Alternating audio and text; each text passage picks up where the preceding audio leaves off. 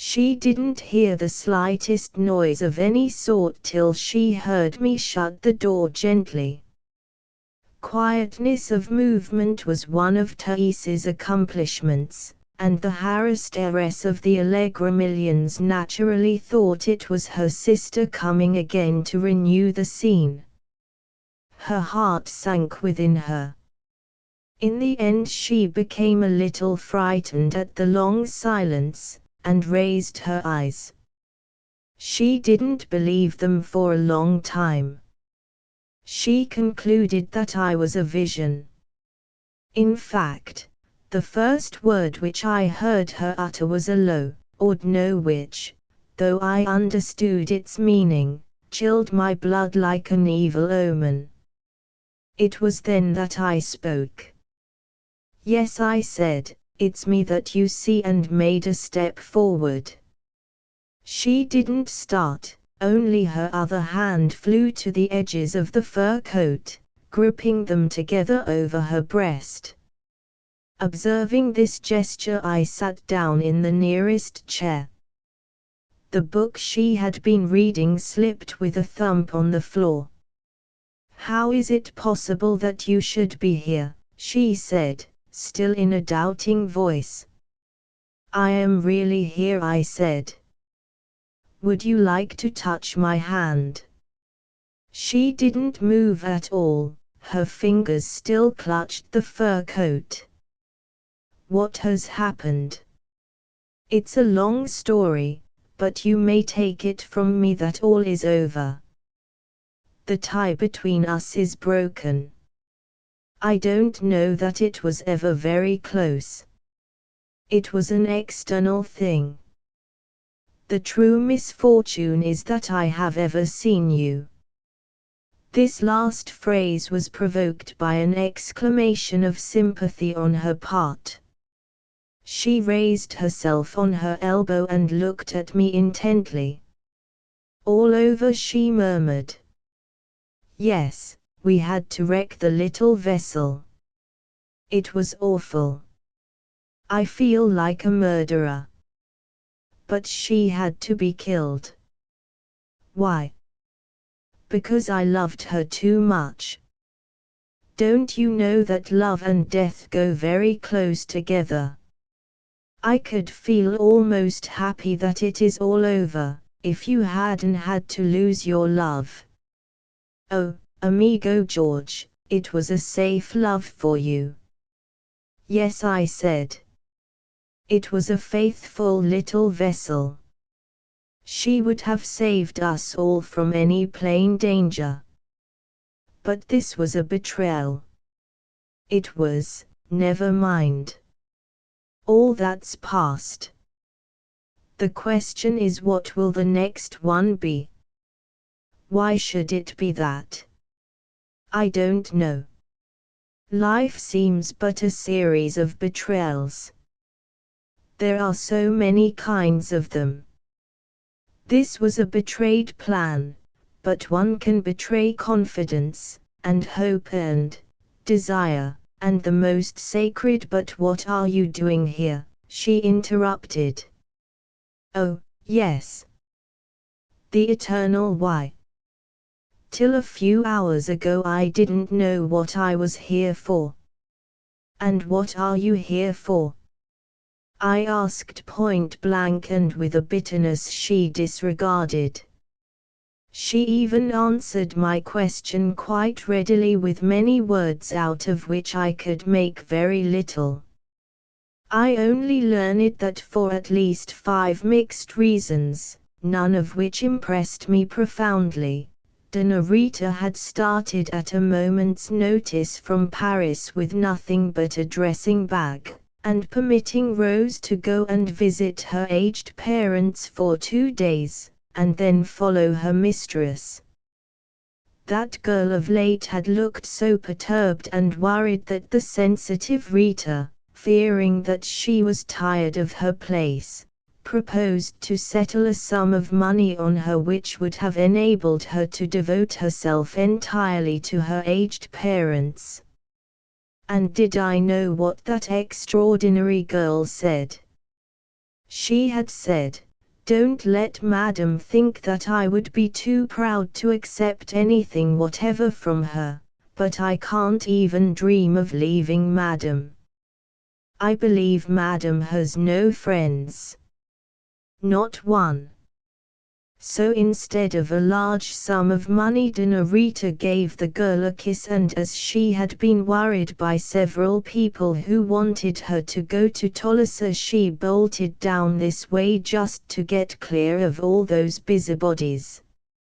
Hide from them, she went on with ardor. Yes, I came here to hide, she repeated twice, as if delighted at last to have hit on that reason among so many others. How could I tell that you would be here? Then with sudden fire, which only added to the delight with which I had been watching the play of her physiognomy, she added, why did you come into this room? She enchanted me. The ardent modulations of the sound, the slight play of the beautiful lips, the still, deep sapphire gleam in those long eyes inherited from the dawn of ages and that seemed always to watch unimaginable things, that underlying faint ripple of gaiety that played under all her moods as though it had been a gift from the high gods moved to pity for this lonely mortal. All this within the four walls and displayed for me alone gave me the sense of almost intolerable joy. The words didn't matter. They had to be answered, of course. I came in for several reasons. One of them is that I didn't know you were here. Thais didn't tell you. No, never talked to you about me. I hesitated only for a moment. Never, I said. Then I asked in my turn, did she tell you I was here? No, she said. It's very clear she did not mean us to come together again. Neither did I, my dear. What do you mean by speaking like this, in this tone, in these words? You seem to use them as if they were a sort of formula. Am I a dear to you? Or is anybody? Or everybody? She had been for some time raised on her elbow, but then as if something had happened to her vitality she sank down till her head rested again on the sofa cushion. Why do you try to hurt my feelings? She asked. For the same reason for which you call me dear at the end of a sentence like that, for want of something more amusing to do. You don't pretend to make me believe that you do it for any sort of reason that a decent person would confess to. The color had gone from her face, but a fit of wickedness was on me and I pursued, what are the motives of your speeches? What prompts your actions? On your own showing your life seems to be a continuous running away. You have just run away from Paris. Where will you run tomorrow? What are you everlastingly running from, or is it that you are running after something? What is it? A man, a phantom, or some sensation that you don't like to own to? Truth to say, I was abashed by the silence which was her only answer to this sally. I said to myself that I would not let my natural anger, my just fury be disarmed by any assumption of pathos or dignity. I suppose I was really out of my mind and what in the Middle Ages would have been called possessed by an evil spirit. I went on enjoying my own villainy. Why aren't you in Tolosa? You ought to be in Tolosa. Isn't Tolosa the proper field for your abilities, for your sympathies, for your profusions, for your generosities? The king without a crown, the man without a fortune. but here there is nothing worthy of your talents. No, there is no longer anything worth any sort of trouble here. There isn't even that ridiculous Monsieur George. I understand that the talk of the coast from here to Set is that Monsieur George is drowned. Upon my word, I believe he is. And serve him right, too. There's Thais, but I don't suppose that your love for your sister, for goodness sake don't let her come in and find you here. Those words recalled me to myself, exorcised the evil spirit by the mere enchanting power of the voice. They were also impressive by their suggestion of something practical, utilitarian, and remote from sentiment. The evil spirit left me and I remained taken aback slightly. "Well," I said, "if you mean that you want me to leave the room, I will confess to you that I can't very well do it yet. But I could lock both doors if you don't mind that." "Do what you like as long as you keep her out.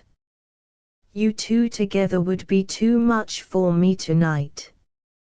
Why don't you go and lock those doors? I have a feeling she is on the prowl." I got up at once, saying, "I imagine she has gone to bed by this time." I felt absolutely calm and responsible. I turned the keys one after another so gently that I couldn't hear the click of the locks myself. This done, I recrossed the room with measured steps, with downcast eyes, and approaching the couch without raising them from the carpet, I sank down on my knees and leaned my forehead on its edge. That penitential attitude had but little remorse in it. I detected no movement and heard no sound from her. In one place a bit of the fur coat touched my cheek softly, but no forgiving hand came to rest on my bowed head. I only breathed deeply the faint scent of violets, her own particular fragrance enveloping my body, penetrating my very heart with an inconceivable intimacy, bringing me closer to her than the closest embrace, and yet so subtle that I sensed her existence in me only as a great, glowing, indeterminate tenderness, something like the evening light disclosing after the white passion of the day infinite depths in the colors of the sky and an unsuspected soul of peace in the protean forms of life. I had not known such quietness for months, and I detected in myself an immense fatigue, a longing to remain where I was without changing my position to the end of time. Indeed, to remain seemed to me a complete solution for all the problems that life presents, even as to the very death itself. Only the unwelcome reflection that this was impossible made me get up at last with a sigh of deep grief at the end of the dream. But I got up without despair. She didn't murmur, she didn't stir. There was something august in the stillness of the room.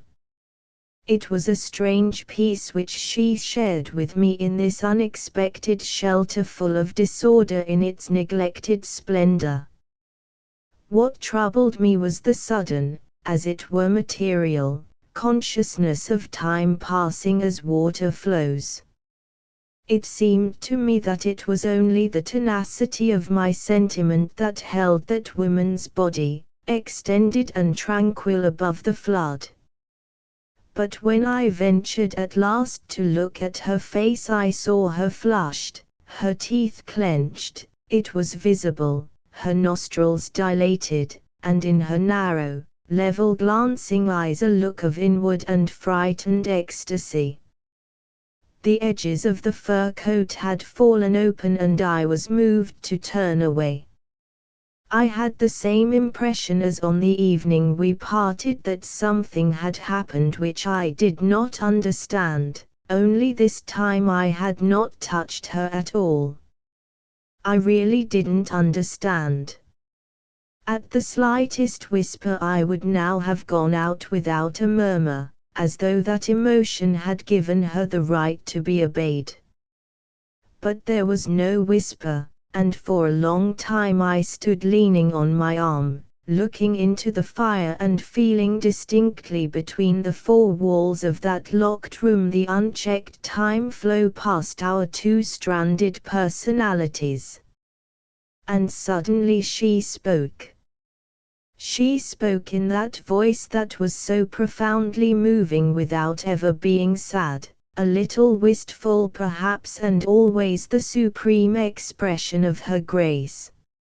She asked as if nothing had happened, "What are you thinking of, amigo?" I turned about.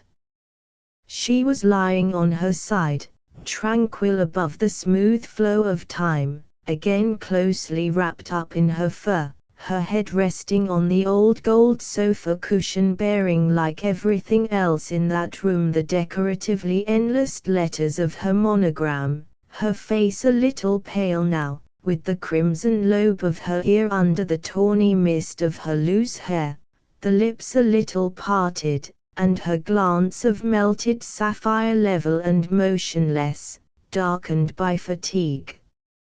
"Can I think of anything but you?" I murmured, taking a seat near the foot of the couch. "Or rather, it isn't thinking, it is more like the consciousness of you always being present in me, complete to the last hair, to the faintest shade of expression, and that not only when we are apart but when we are together, alone, as close as this. I see you now lying on this couch, but that is only the insensible phantom of the real you that is in me. And it is the easier for me to feel this because that image which others see and call by your name, how am I to know that it is anything else but an enchanting mist? You have always eluded me except in one or two moments which seem still more dreamlike than the rest. Since I came into this room you have done nothing to destroy my conviction of your unreality apart from myself. You haven't offered me your hand to touch. Is it because you suspect that apart from me you are but a mere phantom, and that you fear to put it to the test? One of her hands was under the fur and the other under her cheek.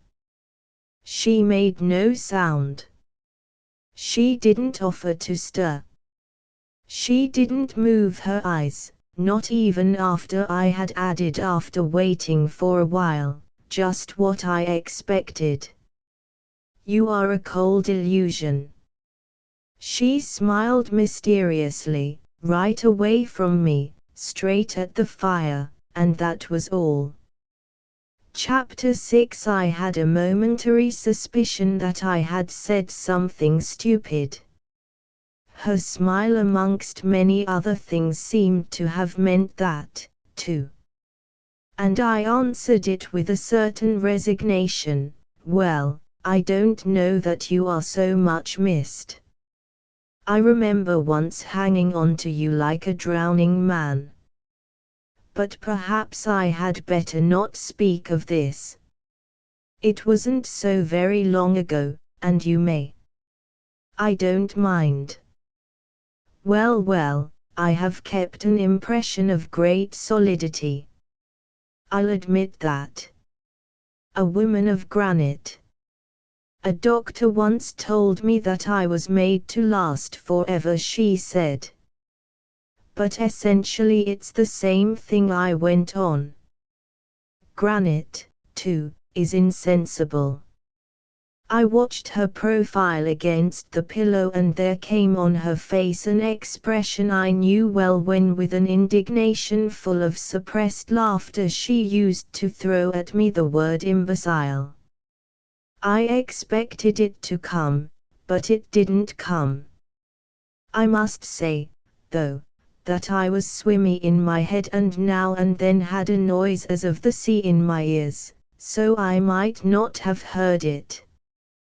The woman of granite, built to last forever, continued to look at the glowing logs which made a sort of fiery ruin on the white pile of ashes. "I will tell you how it is," I said. "When I have you before my eyes there is such a projection of my whole being towards you that I fail to see you distinctly. It was like that from the beginning. I may say that I never saw you distinctly till after we had parted and I thought you had gone from my sight forever. It was then that you took body in my imagination and that my mind seized on a definite form of you for all its adorations, for its profanations, too. Don't imagine me groveling in spiritual abasement before a mere image. I got a grip on you that nothing can shake now." "Don't speak like this," she said. "It's too much for me. And there is a whole long night before us. You don't think that I dealt with you sentimentally enough perhaps.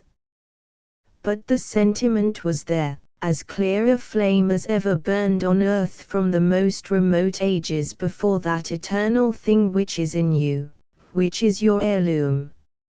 And is it my fault that what I had to give was real flame, and not a mystic's incense? It is neither your fault nor mine.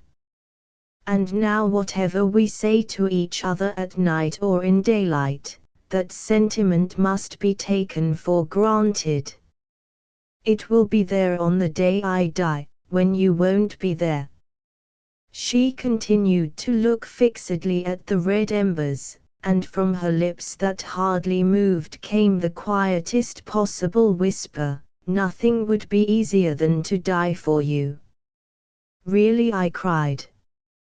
"And you expect me perhaps after this to kiss your feet in a transport of gratitude while I hug the pride of your words to my breast? But as it happens there is nothing in me but contempt for this sublime declaration. How dare you offer me this charlatanism of passion? What has it got to do between you and me, who are the only two beings in the world that may safely say that we have no need of shams between ourselves? Is it possible that you are a charlatan at heart? Not from egoism, I admit, but from some sort of fear. Yet, should you be sincere, then, listen well to me, I would never forgive you. I would visit your grave every day to curse you for an evil thing." "Evil thing?" she echoed softly. "Would you prefer to be a sham, that one could forget?" "You will never forget me," she said in the same tone at the glowing embers. "Evil or good?" "But, my dear, I feel neither an evil nor a sham. I have got to be what I am, and that, amigo, is not so easy, because I may be simple, but like all those on whom there is no peace I am not one. No, I am not one." "You are all the women in the world," I whispered, bending over her.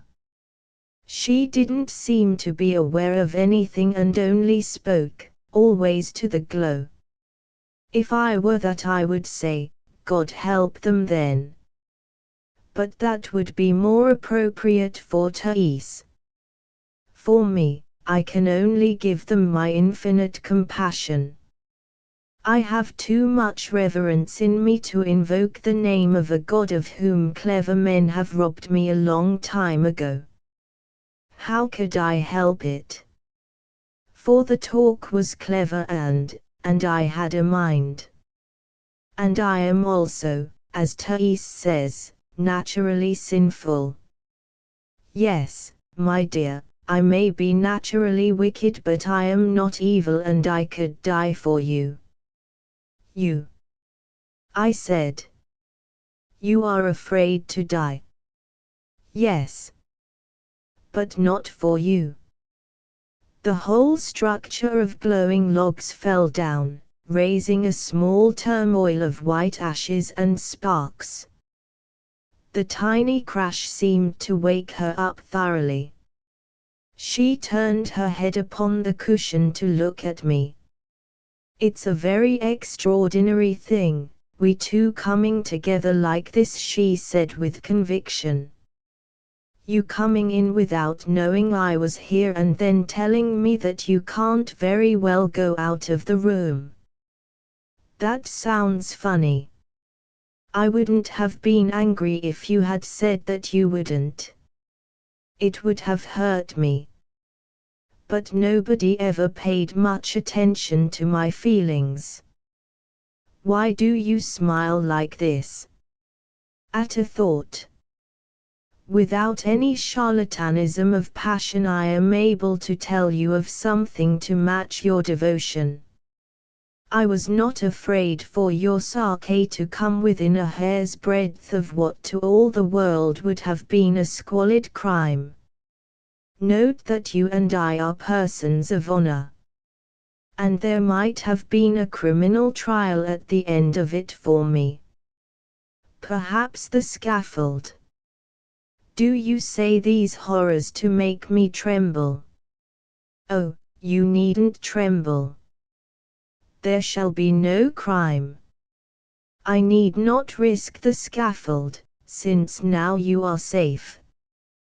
But I entered this room meditating resolutely on the ways of murder, calculating possibilities and chances without the slightest compunction. It's all over now.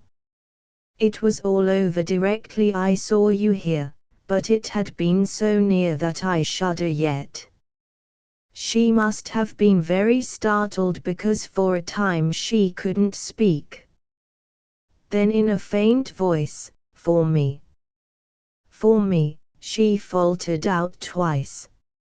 For you, or for myself. Yet it couldn't have been selfish. What would it have been to me that you remained in the world? I never expected to see you again. I even composed a most beautiful letter of farewell. Such a letter as no woman had ever received. Instantly she shot out a hand towards me. The edges of the fur cloak fell apart. A wave of the faintest possible scent floated into my nostrils. Let me have it, she said imperiously. You can't have it. It's all in my head. No woman will read it. I suspect it was something that could never have been written. But what a farewell! And now I suppose we shall say goodbye without even a handshake. But you are safe. Only I must ask you not to come out of this room till I tell you you may. I was extremely anxious that Señor Ortega should never even catch a glimpse of Doña Rita, never guess how near he had been to her. I was extremely anxious the fellow should depart for Tolosa and get shot in a ravine, or go to the devil in his own way, as long as he lost the track of Doña Rita completely. He then, probably, would get mad and get shut up, or else get cured, forget all about it, and devote himself to his vocation, whatever it was, keep a shop and grow fat. All this flashed through my mind in an instant, and while I was still dazzled by those comforting images, the voice of Doña Rita pulled me up with a jerk. You mean not out of the house? No, I mean not out of this room, I said with some embarrassment. What do you mean? Is there something in the house then? This is most extraordinary. Stay in this room. And you, too, it seems. Are you also afraid for yourself? I can't even give you an idea how afraid I was. I am not so much now. But you know very well, Donna Rita, that I never carry any sort of weapon in my pocket. Why don't you, then? She asked in a flash of scorn which bewitched me so completely for an instant that I couldn't even smile at it. Because if I am unconventionalized, I am an old European, I murmured gently. No, Excellentissima, I shall go through life without as much as a switch in my hand. It's no use you being angry. Adapting to this great moment some words you've heard before, I am like that. Such is my character. Donna Rita frankly stared at me, a most unusual expression for her to have. Suddenly she sat up. Don George, she said with lovely animation, I insist upon knowing who is in my house. You insist. But Thais says it is her house. Had there been anything handy, such as a cigarette box, for instance, it would have gone sailing through the air spouting cigarettes as it went. Rosy all over, cheeks, neck, shoulders, she seemed lighted up softly from inside like a beautiful transparency. But she didn't raise her voice. You and Thais have sworn my ruin. If you don't tell me what you mean, I will go outside and shout up the stairs to make her come down. I know there is no one but the three of us in the house. Yes, 3, but not counting my Jacobin. There is a Jacobin in the house. A Jack. Oh, George, is this the time to jest? She began in persuasive tones when a faint but peculiar noise stilled her lips as though they had been suddenly frozen. She became quiet all over instantly. I, on the contrary, made an involuntary movement before I, too, became as still as death. We strained our ears, but that peculiar metallic rattle had been so slight and the silence now was so perfect that it was very difficult to believe one's senses. Donna Rita looked inquisitively at me. I gave her a slight nod. We remained looking into each other's eyes while we listened and listened till the silence became unbearable. Donna Rita whispered composedly, Did you hear? I am asking myself. I almost think I didn't. Don't shuffle with me. It was a scraping noise. Something fell. Something. What thing? What are the things that fall by themselves? Who is that man of whom you spoke? Is there a man? No doubt about it whatever. I brought him here myself. What for? Why shouldn't I have a Jacobin of my own? Haven't you one, too? But mine is a different problem from that white-haired humbug of yours. He is a genuine article. There must be plenty like him about. He has scores to settle with half a dozen people, he says, and he clamors for revolutions to give him a chance. But why did you bring him here?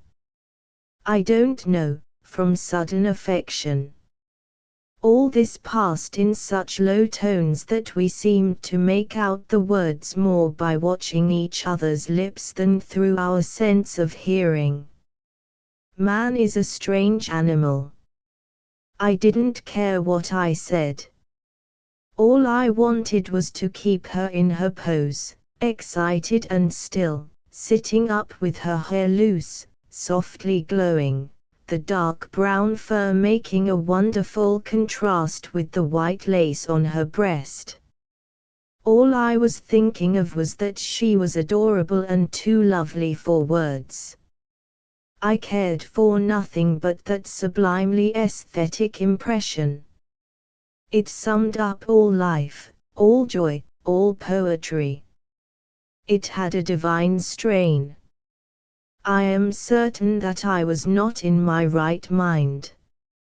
I suppose I was not quite sane. I am convinced that at that moment of the 4 people in the house it was Donna Rita who upon the whole was the most sane. She observed my face and I am sure she read there something of my inward exaltation. She knew what to do. In the softest possible tone and hardly above her breath she commanded, "George, come to yourself." Her gentleness had the effect of evening light. I was soothed. Her confidence in her own power touched me profoundly. I suppose my love was too great for madness to get hold of me. I can't say that I passed to a complete calm, but I became slightly ashamed of myself. I whispered, "No, it was not from affection, it was for the love of you that I brought him here." That imbecile H was going to send him to Tolosa. That Jacobin. Donna Rita was immensely surprised, as she might well have been. Then resigned to the incomprehensible, "Yes," she breathed out, "what did you do with him?" "I put him to bed in the studio." How lovely she was, with the effort of close attention depicted in the turn of her head and in her whole face, honestly trying to approve. "And then?" she inquired. "Then I came in here to face calmly the necessity of doing away with a human life. I didn't shirk it for a moment. That's what a short 12-month has brought me to. Don't think I am reproaching you, O blind force. You are justified because you are. Whatever had to happen you would not even have heard of it." Horror darkened her marvelous radiance. Then her face became utterly blank with the tremendous effort to understand. Absolute silence reigned in the house. It seemed to me that everything had been said now that mattered in the world, and that the world itself had reached its ultimate stage, had reached its appointed end of an eternal, phantom-like silence.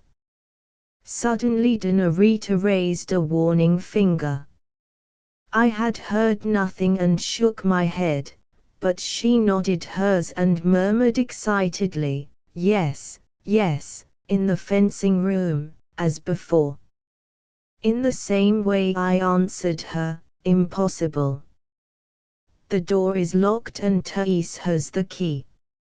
She asked then in the most cautious manner, "Have you seen Thais tonight?" "Yes," I confessed without misgiving. "I left her making up the fellow's bed when I came in here." "The bed of the Jacobin," she said in a peculiar tone as if she were humoring a lunatic. "I think I had better tell you he is a Spaniard, that he seems to know you from early days." I glanced at her face. It was extremely tense, apprehensive. For myself I had no longer any doubt as to the man, and I hoped she would reach the correct conclusion herself. But I believe she was too distracted and worried to think consecutively. She only seemed to feel some terror in the air. In very pity I bent down and whispered carefully near her ear, "His name is Ortega." I expected some effect from that name, but I never expected what happened. With the sudden, free, spontaneous agility of a young animal, she leaped off the sofa, leaving her slippers behind, and in one bound reached almost the middle of the room. The vigor, the instinctive precision of that spring, were something amazing. I just escaped being knocked over. She landed lightly on her bare feet with a perfect balance, without the slightest suspicion of swaying in her instant immobility. It lasted less than a second, then she spun round distractedly and darted at the first door she could see. My own agility was just enough to enable me to grip the back of the fur coat and then catch her round the body before she could wriggle herself out of the sleeves. She was muttering all the time, "No, no, no." She abandoned herself to me just for an instant, during which I got her back to the middle of the room. There she attempted to free herself and I let her go at once. With her face very close to mine, but apparently not knowing what she was looking at, she repeated again twice, "No, no," with an intonation which might well have brought dampness to my eyes, but which only made me regret that I didn't kill the honest Ortega at sight. Suddenly Dona Rita swung round and, seizing her loose hair with both hands, started twisting it up before one of the sumptuous mirrors. The wide fur sleeve slipped down her white arms. In a brusque movement like a downward stab, she transfixed the whole mass of tawny glints and sparks with the arrow of gold which she perceived lying there, before her, on the marble console. Then she sprang away from the glass, muttering feverishly, "Out, out, out of this house," and trying with an awful, senseless stare to dodge past me, who had put myself in her way with open arms. At last I managed to seize her by the shoulders, and in the extremity of my distress I shook her roughly. If she hadn't quieted down then I believe my heart would have broken. I spluttered right into her face, "I won't let you. Here you stay." She seemed to recognize me at last, and suddenly still, perfectly firm on her white feet, she let her arms fall and, from an abyss of desolation, whispered, "Oh, George. No. No. Not Ortega." There was a passion of mature grief in this tone of appeal. And yet she remained as touching and helpless as a distressed child. It had all the simplicity and depth of a child's emotion. It tugged at one's heartstrings in the same direct way. But what could one do? How could one soothe her? It was impossible to pat her on the head, take her on the knee, give her a chocolate or show her a picture book. I found myself absolutely without resource. Completely at a loss. Yes, Ortega. Well, what of it? I whispered with immense assurance. Chapter 7. My brain was in a whirl. I am safe to say that at this precise moment there was nobody completely sane in the house. Setting apart Thais and Ortega, both in the grip of unspeakable passions, all the moral economy of Dona Rita had gone to pieces. Everything was gone except her strong sense of life with all its implied menaces. The woman was a mere chaos of sensations and vitality. I, too, suffered most from inability to get hold of some fundamental thought. The one on which I could best build some hopes was the thought that, of course, Ortega did not know anything. I whispered this into the ear of Dona Rita, into her precious, her beautifully shaped ear. But she shook her head, very much like an inconsolable child, and very much with a child's complete pessimism she murmured, "Thais has told him."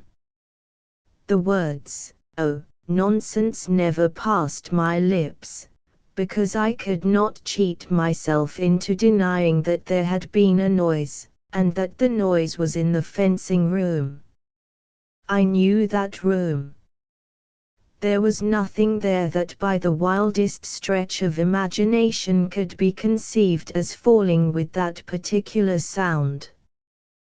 There was a table with a tall strip of looking-glass above it at one end, but since Blunt took away his campaigning kit there was no small object of any sort on the console or anywhere else that could have been jarred off in some mysterious manner. Along one of the walls there was the whole complicated apparatus of solid brass pipes, and quite close to it an enormous bath sunk into the floor. The greatest part of the room along its whole length was covered with matting and had nothing else but a long, narrow leather upholstered bench fixed to the wall. And that was all. And the door leading to the studio was locked. And Thais had the key. And it flashed on my mind, independently of Dona Rita's pessimism, by the force of personal conviction, that, of course, Thais would tell him. I beheld the whole succession of events perfectly connected and tending to that particular conclusion. Thais would tell him. I could see the contrasted heads of those two formidable lunatics close together in a dark mist of whispers compounded of greed, piety, and jealousy, plotting in a sense of perfect security as if under the very wing of Providence. So at least Thais would think. She could not be but under the impression that, providentially, I had been called out for the rest of the night. And now there was one sane person in the house, for I had regained complete command of my thoughts. Working in a logical succession of images they showed me at last as clearly as a picture on a wall, Thais pressing with fervor the key into the fevered palm of the rich, prestigious, virtuous cousin, so that he should go and urge his self-sacrificing offer to Rita, and gain merit before him whose eye sees all the actions of men. And this image of those two with the key in the studio seemed to me a most monstrous conception of fanaticism, of a perfectly horrible aberration. For who could mistake the state that made José Ortega the figure he was, inspiring both pity and fear? I could not deny that I understood, not the full extent but the exact nature of his suffering. Young as I was, I had solved for myself that grotesque and somber personality. His contact with me, the personal contact with, as he thought, one of the actual lovers of that woman who brought to him as a boy the curse of the gods, had tipped over the trembling scales. No doubt I was very near death in the grand salon of the Maison Dorée, only that his torture had gone too far. It seemed to me that I ought to have heard his very soul scream while we were seated at supper. But in a moment he had ceased to care for me. I was nothing. To the crazy exaggeration of his jealousy I was but one amongst 100,000. What was my death? Nothing. All mankind had possessed that woman. I knew what his wooing of her would be, mine, or dead. All this ought to have had the clearness of noonday, even to the veriest idiot that ever lived, and Thais was, properly speaking, exactly that. An idiot. A one-ideaed creature. Only the idea was complex, therefore it was impossible really to say what she wasn't capable of. This was what made her obscure processes so awful. She had at times the most amazing perceptions. Who could tell where her simplicity ended and her cunning began? She had also the faculty of never forgetting any fact bearing upon her one idea, and I remembered now that the conversation with me about the will had produced on her an indelible impression of the law's surprising justice. Recalling her naive admiration of the just law that required no paper from a sister, I saw her casting loose the raging fate with a sanctimonious air. And Thais would naturally give the key of the fencing room to her dear, virtuous, grateful, disinterested cousin, to that damned soul with delicate whiskers, because she would think it just possible that Rita might have locked the door leading from her room into the hall, whereas there was no earthly reason, not the slightest likelihood, that she would bother about the other. Righteousness demanded that the erring sister should be taken unawares. All the above is the analysis of one short moment. Images are to words like light to sound, incomparably swifter. And all this was really one flash of light through my mind. A comforting thought succeeded it, that both doors were locked and that really there was no danger. However, there had been that noise, the why and the how of it. Of course in the dark he might have fallen into the bath, but that wouldn't have been a faint noise. It wouldn't have been a rattle. There was absolutely nothing he could knock over. He might have dropped a candlestick if Thais had left him her own. That was possible, but then those thick mats, and then, anyway, why should he drop it? And, hang it all, why shouldn't he have gone straight on and tried the door? I had suddenly a sickening vision of the fellow crouching at the keyhole, listening, for some movement or sigh of the sleeper he was ready to tear away from the world, alive or dead. I had a conviction that he was still listening. Why? Goodness knows. He may have been only gloating over the assurance that the night was long and that he had all these hours to himself. I was pretty certain that he could have heard nothing of our whispers. The room was too big for that and the door too solid. I hadn't the same confidence in the efficiency of the lock. Still guarding my lips with my hand, I urged Rita to go back to the sofa. She wouldn't answer me, and when I got hold of her arm I discovered that she wouldn't move.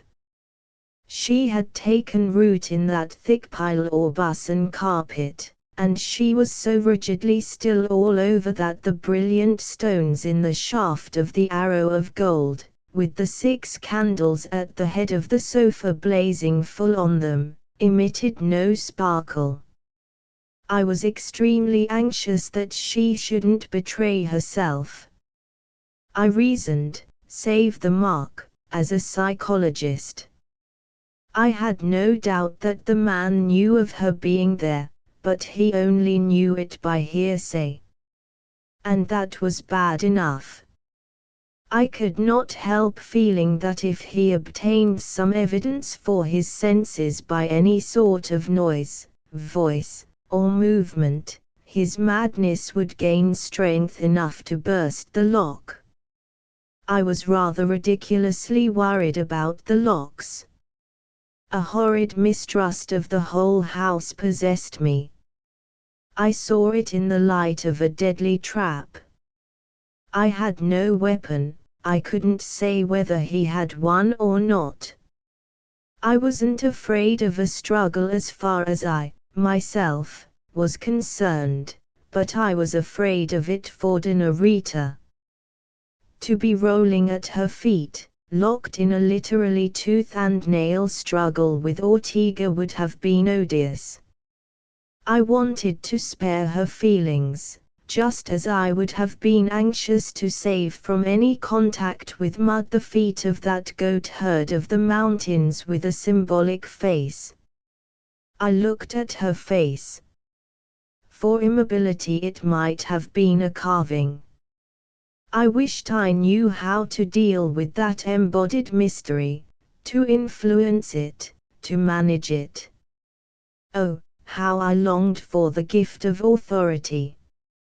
In addition, since I had become completely sane, all my scruples against laying hold of her had returned. I felt shy and embarrassed. My eyes were fixed on the bronze handle of the fencing room door as if it were something alive. I braced myself up against the moment when it would move. This was what was going to happen next. It would move very gently. My heart began to thump. But I was prepared to keep myself as still as death, and I hoped Dinarita would have sense enough to do the same. I stole another glance at her face, and at that moment I heard the word, beloved, form itself in the still air of the room, weak, distinct, piteous, like the last request of the dying. With great presence of mind I whispered into Dinarita's ear, perfect silence, and was overjoyed to discover that she had heard me, understood me, that she even had command over her rigid lips. She answered me in a breath, our cheeks were nearly touching. Take me out of this house. I glanced at all her clothing scattered about the room and hissed forcibly the warning perfect immobility, noticing with relief that she didn't offer to move, though animation was returning to her and her lips had remained parted in an awful, unintended effect of a smile.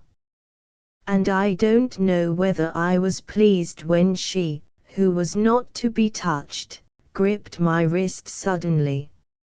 It had the air of being done on purpose, because almost instantly another, beloved, louder, more agonized if possible, got into the room and, yes, went home to my heart.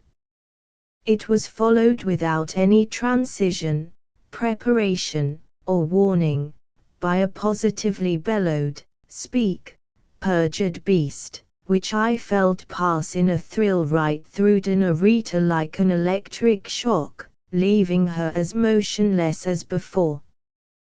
Till he shook the door handle, which he did immediately afterwards, I wasn't certain through which door he had spoken. The two doors, in different walls, were rather near each other. It was as I expected.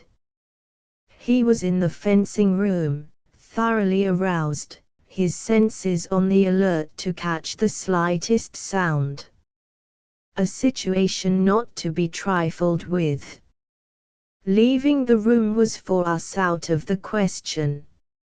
It was quite possible for him to dash round into the hall before we could get clear of the front door. As to making a bolt of it upstairs, there was the same objection, and to allow ourselves to be chased all over the empty house by this maniac would have been mere folly. There was no advantage in locking ourselves up anywhere upstairs where the original doors and locks were much lighter. No, true safety was in absolute stillness and silence, so that even his rage should be brought to doubt at last and die expended, or choke him before it died, I didn't care which. For me to go out and meet him would have been stupid. Now I was certain that he was armed. I had remembered the wall in the fencing room decorated with trophies of cold steel in all the civilized and savage forms, sheaves of ascae, in the guise of columns and grouped between them stars and suns of choppers, swords, knives, from Italy, from Damascus, from Abyssinia, from the ends of the world. Ortega had only to make his barbarous choice. I suppose he had got up on the bench, and fumbling about amongst them must have brought one down, which, falling, had produced that rattling noise. But in any case to go to meet him would have been folly, because, after all, I might have been overpowered, even with bare hands, and then Rita would have been left utterly defenseless. "He will speak," came to me the ghostly, terrified murmur of her voice. "Take me out of the house before he begins to speak." "Keep still," I whispered. "He will soon get tired of this." "You don't know him." "Oh, yes, I do. Been with him 2 hours. At this she let go my wrist and covered her face with her hands passionately. When she dropped them she had the look of one morally crushed. "What did he say to you?" "He raved." "Listen to me. It was all true." "I dare say, but what of that?" These ghostly words passed between us hardly louder than thoughts, but after my last answer she ceased and gave me a searching stare, then drew in a long breath. The voice on the other side of the door burst out with an impassioned request for a little pity, just a little, and went on begging for a few words, for 2 words, for 1 word. One poor little word. Then it gave up, then repeated once more, "Say you are there, Rita, say 1 word, just 1 word. Say yes. Come. Just 1 little yes." "You see," I said. She only lowered her eyelids over the anxious glance she had turned on me. For a minute we could have had the illusion that he had stolen away, unheard, on the thick mats. But I don't think that either of us was deceived. The voice returned, stammering words without connection, pausing and faltering, till suddenly steadied it soared into impassioned entreaty, sank to low, harsh tones, voluble, lofty sometimes and sometimes abject. When it paused it left us looking profoundly at each other. "It's almost comic," I whispered. "Yes. One could laugh," she assented, with a sort of sinister conviction. Never had I seen her look exactly like that, for an instant another, an incredible Rita. "Haven't I laughed at him innumerable times?" she added in a somber whisper.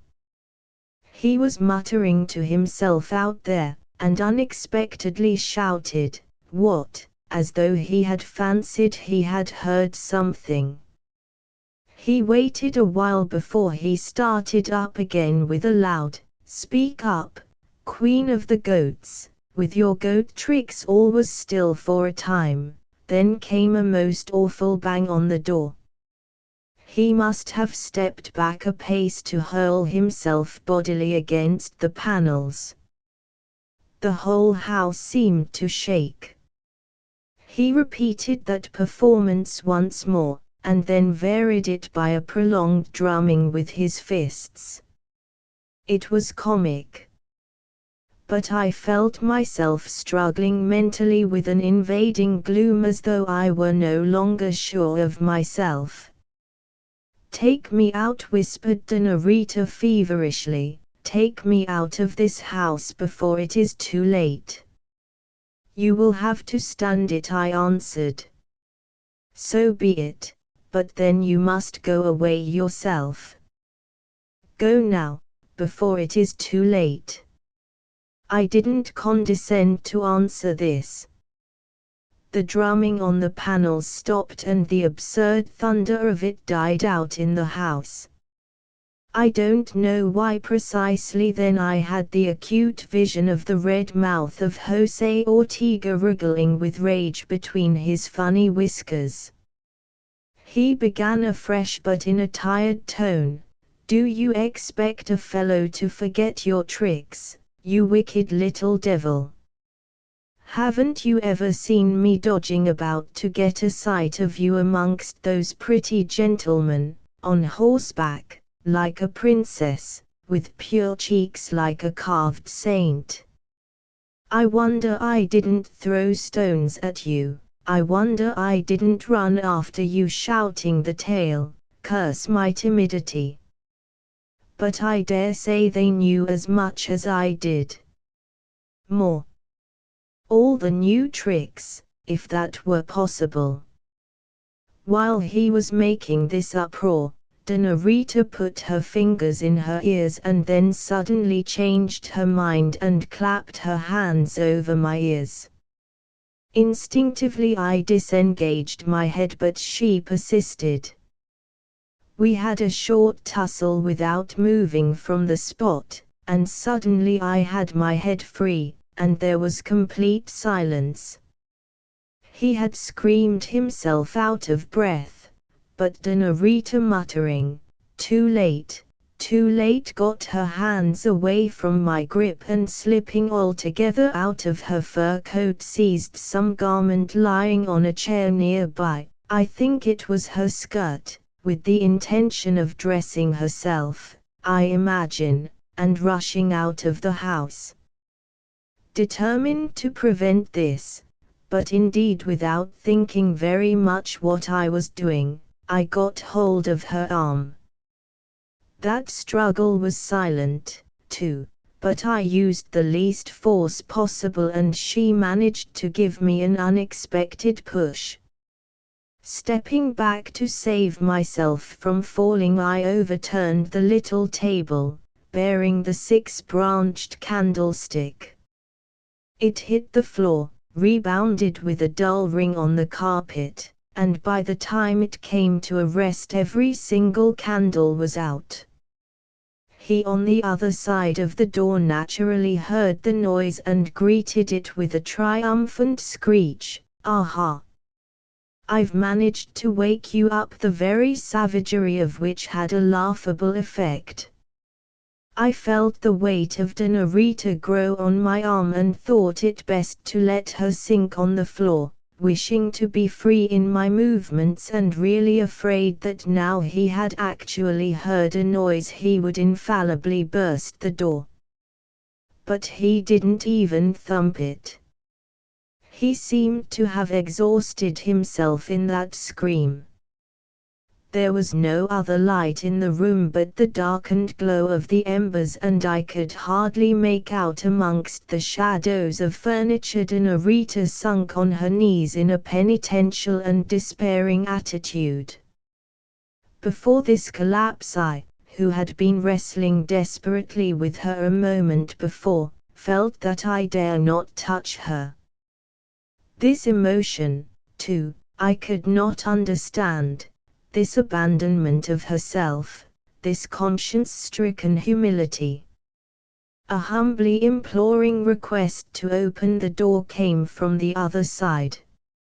Ortega kept on repeating, "Open the door, opened the door in such an amazing variety of intonations, imperative, whining, persuasive, insinuating, and even unexpectedly jocose, that I really stood there smiling to myself, yet with a gloomy and uneasy heart.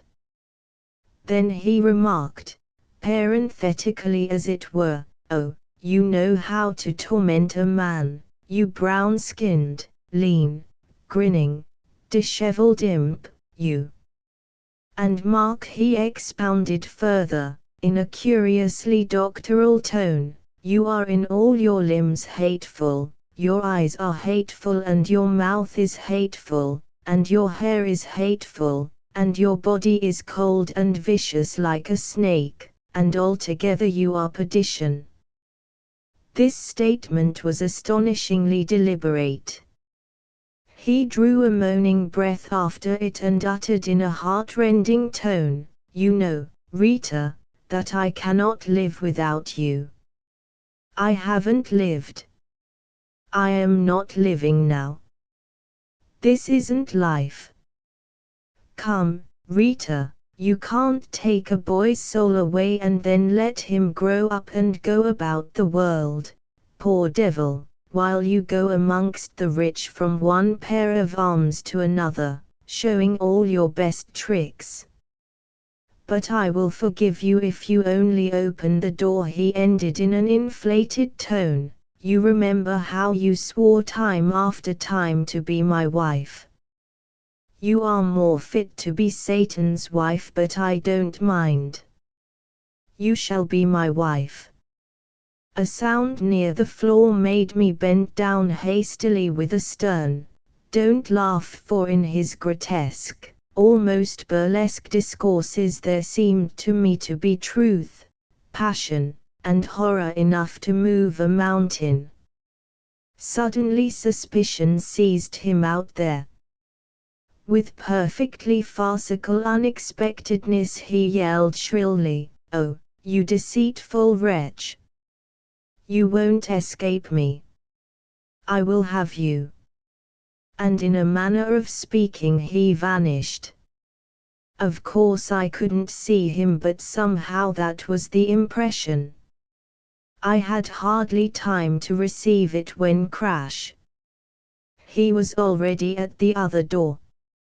I suppose he thought that his prey was escaping him. His swiftness was amazing, almost inconceivable, more like the effect of a trick or of a mechanism. The thump on the door was awful, as if he had not been able to stop himself in time. The shock seemed enough to stun an elephant. It was really funny. And after the crash there was a moment of silence, as if he were recovering himself. The next thing was a low grunt, and at once he picked up the thread of his fixed idea. "You will have to be my wife. I have no shame. You swore you would be, and so you will have to be." Stifled low sounds made me bend down again to the kneeling form, white in the flush of the dark red glow. "For goodness sake, don't!" I whispered down. She was struggling with an appalling fit of merriment, repeating to herself, "Yes, every day, for 2 months. 60 times at least, 60 times at least." Her voice was rising high. She was struggling against laughter, but when I tried to put my hand over her lips I felt her face wet with tears. She turned it this way and that, eluding my hand with repressed low, little moans.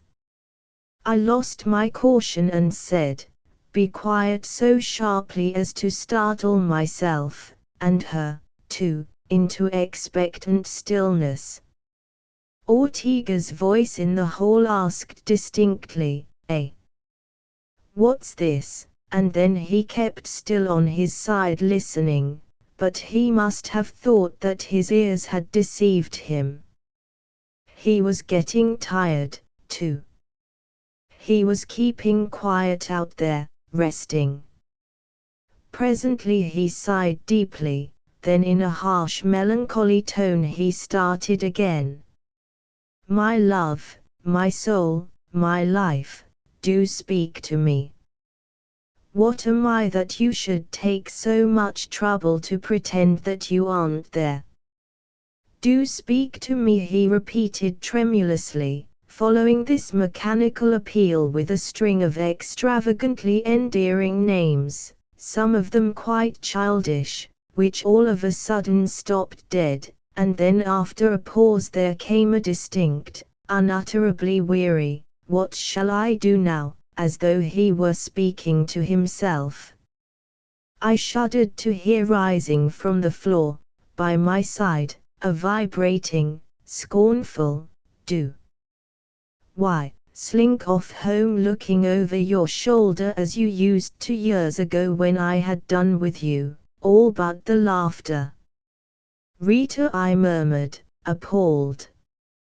He must have been struck dumb for a moment. Then, goodness only knows why, in his dismay or rage he was moved to speak in French with a most ridiculous accent. "So you have found your tongue at last, Katin. You were that from the cradle. Don't you remember how Rita sprang to her feet at my side with a loud cry, 'No, George, no,' which bewildered me completely. The suddenness, the loudness of it made the ensuing silence on both sides of the door perfectly awful. It seemed to me that if I didn't resist with all my might something in me would die on the instant. In the straight, falling folds of the night dress she looked cold like a block of marble, while I, too, was turned into stone by the terrific clamor in the hall.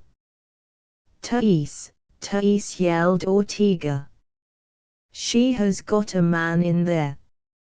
He ran to the foot of the stairs and screamed again, "Thais, Thais. There is a man with her. A man. Come down, you miserable, starved peasant, come down and see." I don't know where Thais was, but I am sure that this voice reached her, terrible, as if clamoring to heaven, and with a shrill overnote which made me certain that if she was in bed the only thing she would think of doing would be to put her head under the bedclothes. With a final yell, "Come down and see," he flew back at the door of the room and started shaking it violently.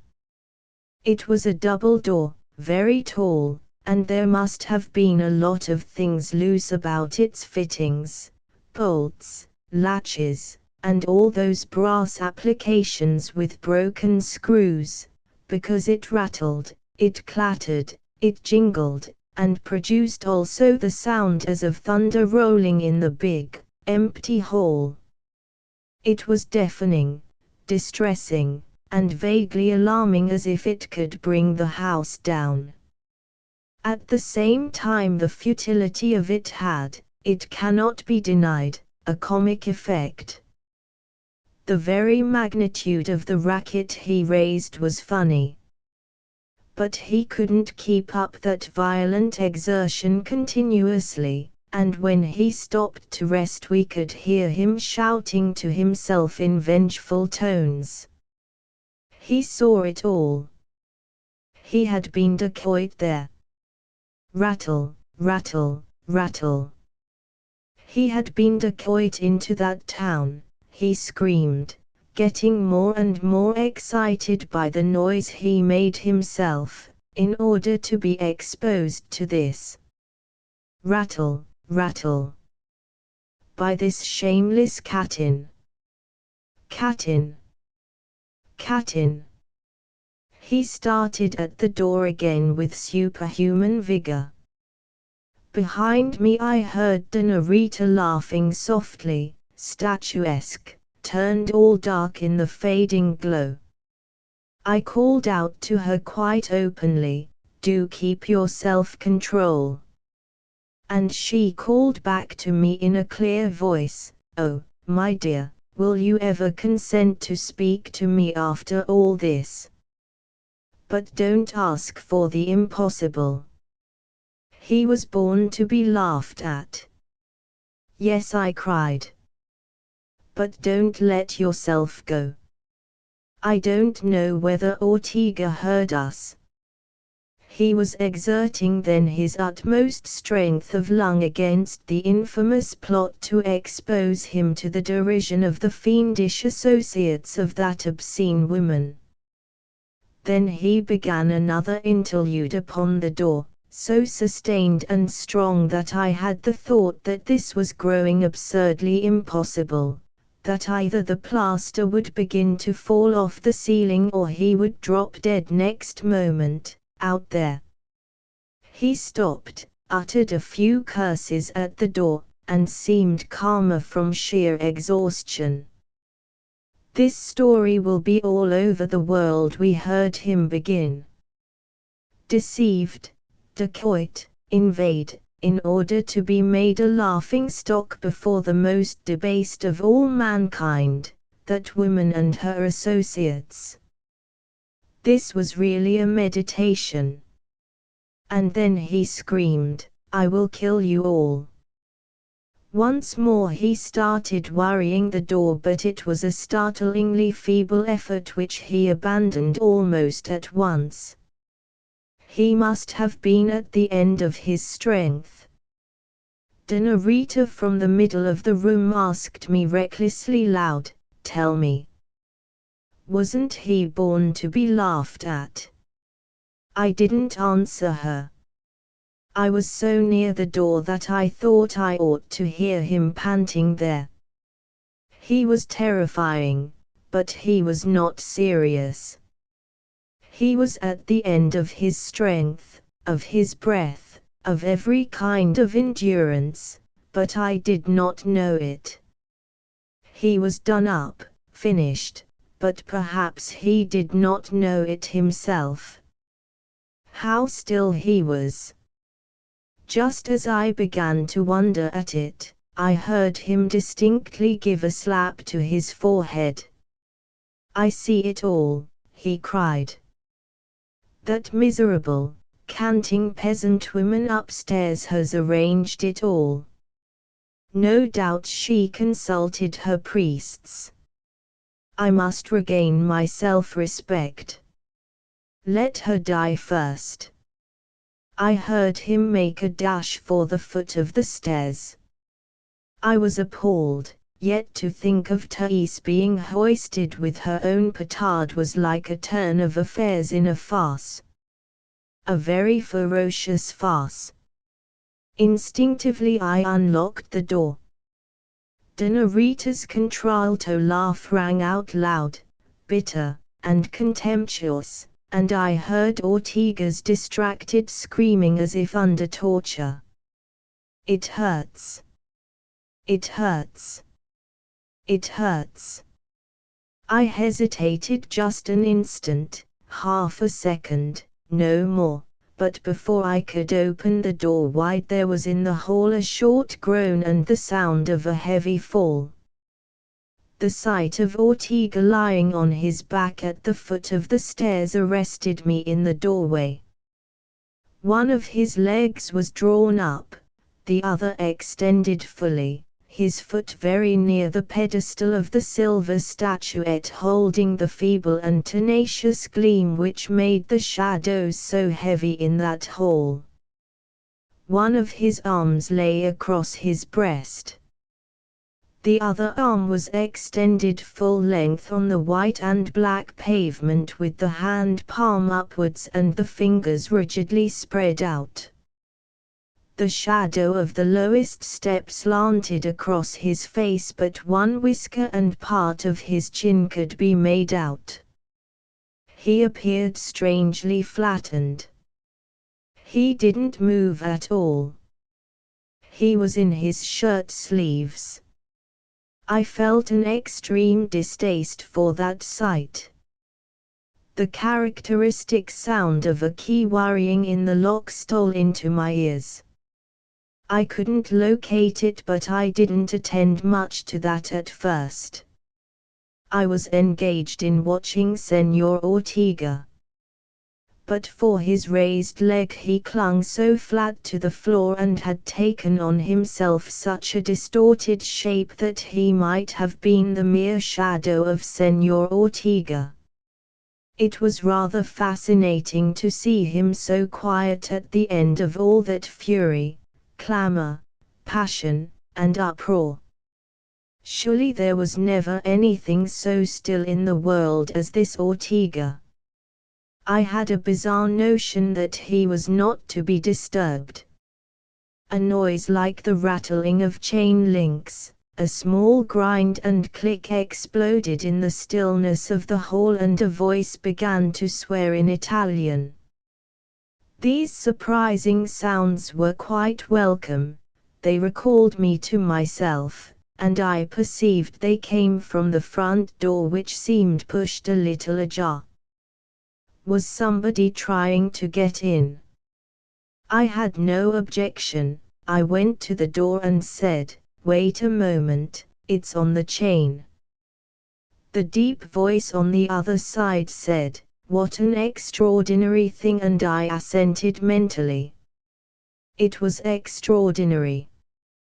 The chain was never put up, but Thais was a thorough sort of person, and on this night she had put it up to keep no one out except myself. It was the old Italian and his daughters returning from the ball who were trying to get in. Suddenly I became intensely alive to the whole situation. I bounded back, closed the door of Blunt's room, and the next moment was speaking to the Italian. "A little patience." My hands trembled, but I managed to take down the chain, and as I allowed the door to swing open a little more I put myself in his way. He was burly, venerable, a little indignant, and full of thanks. Behind him his two girls, in short-skirted costumes, white stockings, and low shoes, their heads powdered and earrings sparkling in their ears, huddled together behind their father, wrapped up in their light mantles. One had kept her little black mask on her face, the other held hers in her hand. The Italian was surprised at my blocking the way and remarked pleasantly, "It's cold outside, Signor." I said, "Yes," and added in a hurried whisper, "There is a dead man in the hall." He didn't say a single word, but put me aside a little, projected his body in for one searching glance. "Your daughters," I murmured. He said kindly, "Verbene, verbene." And then to them, "Come in, girls. There is nothing like dealing with a man who has had a long past of out-of-the-way experiences." The skill with which he rounded up and drove the girls across the hall, paternal and irresistible, venerable and reassuring, was a sight to see. They had no time for more than one scared look over the shoulder. He hustled them in and locked them up safely in their part of the house, then crossed the hall with a quick, practical stride. When near Señor Ortega he trod short just in time and said, "In truth, blood," then selecting the place, knelt down by the body in his tall hat and respectable overcoat, his white beard giving him immense authority somehow. "But, this man is not dead," he exclaimed, looking up at me. With profound sagacity, inherent as it were in his great beard, he never took the trouble to put any questions to me and seemed certain that I had nothing to do with the ghastly sight. He managed to give himself an enormous gash in his side, was his calm remark. And what a weapon, he exclaimed, getting it out from under the body. It was an Abyssinian or Nubian production of a bizarre shape, the clumsiest thing imaginable, partaking of a sickle and a chopper with a sharp edge and a pointed end. A mere cruel-looking curio of inconceivable clumsiness to European eyes. The old man let it drop with amused disdain. "You had better take hold of his legs," he decided without appeal. I certainly had no inclination to argue. When we lifted him up, the head of Senor Ortega fell back desolately, making an awful, defenseless display of his large, white throat. We found the lamp burning in the studio and the bed made up on the couch on which we deposited our burden. My venerable friend jerked the upper sheet away at once and started tearing it into strips. "You may leave him to me," said that efficient sage, "but the doctor is your affair. If you don't want this business to make a noise, you will have to find a discreet man." He was most benevolently interested in all the proceedings. He remarked with a patriarchal smile as he tore the sheet noisily, "You had better not lose any time." I didn't lose any time. I crammed into the next hour an astonishing amount of bodily activity. Without more words I flew out bareheaded into the last night of carnival. Luckily I was certain of the right sort of doctor. He was an iron-grey man of 40 and of a stout habit of body, but who was able to put on a spurt. In the cold, dark, and deserted by streets, he ran with earnest and ponderous footsteps, which echoed loudly in the cold night air, while I skimmed along the ground a pace or two in front of him. It was only on arriving at the house that I perceived that I had left the front door wide open. All the town, every evil in the world could have entered the black and white hall. But I had no time to meditate upon my imprudence.